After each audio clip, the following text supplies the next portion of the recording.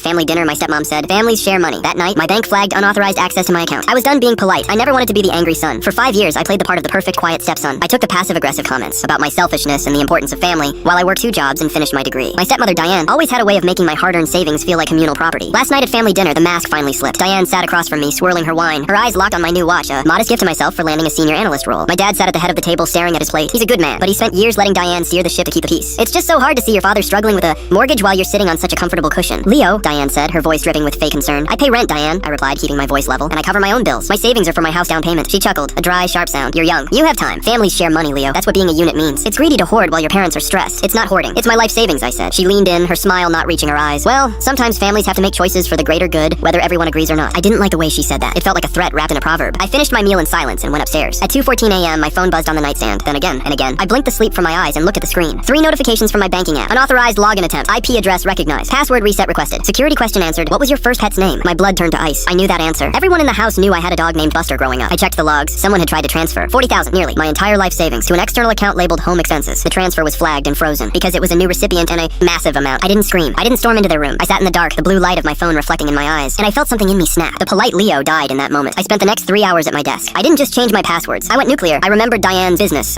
boutique interior design firm she ran out of the house. She'd been using my dad's credit score to fund her inventory, and I knew for a fact she hadn't been keeping up with the quarterly tax filings. I also knew she had been borrowing from my dad's retirement fund, promising him she'd pay it back when her business took off. I'd kept those secrets to keep the peace. Not anymore. The next morning, I walked down to the kitchen. Diane was humming, flipping pancakes like she hadn't tried to rob me 3 hours ago. My dad was drinking coffee, looking tired. "Morning, Leo," Diane chirped. "Sleep well?" "I did," I said, pulling out a chair, until the bank called. "Someone tried to steal 40 grand from me last night." My dad dropped his spoon. "What? Did you call the police?" Diane's hand froze on the spatula. She didn't turn around. "Oh, I'm sure it was just a glitch, honey. These apps are so buggy." "It wasn't a glitch, Diane," I said, my voice cold and hollow. "It was an IP address from inside this house. It was a login using my childhood pet's name. It was an attempt to move my money into an account you opened last week." She turned around then, her face pale but her eyes defiant. "I told you, Leo, families share. Your father was going to lose his credit rating. I was going to pay it back. It's all for the family." I looked at my dad. "Did you know? She said we were having a rough patch," he stammered. "I didn't know she was going into your accounts, Leo. I swear." I stood up. I felt taller than I ever had in that house. "Since you're so fond of sharing, Diane, I decided to share too," I said. She narrowed her eyes. "What are you talking about?" "I called the IRS whistleblower line this morning," I said. The room went silent. "I shared your business ledgers, the ones you left saved on the family iMac. I also shared the reimbursement logs of how much you've been skimming from Dad's 401k. Diane's face went from pale to gray. You little brat. "You'll ruin us!" "No," I said, grabbing my car keys. "I'm just following your rules. Families share everything, right? Even the truth." I looked at my dad. "I'm moving out today. I've already signed a lease. Don't call me. I've blocked Diane's number, and if you try to advocate for her, I'll block yours too." "Leo, wait," my dad pleaded. "The bank is pressing charges for the attempted wire fraud," I added, pausing at the door. I told them I'd cooperate fully. Since we're a unit, I figured you'd want to be held accountable for your actions. The look of pure, unadulterated terror on Diane's face was better than any apology she could have ever given. She had spent years trying to bleed me dry emotionally and financially, thinking my politeness was a weakness. She was wrong. My politeness was a choice, and I just revoked it. I walked out the door, and for the first time in 5 years, I could finally breathe.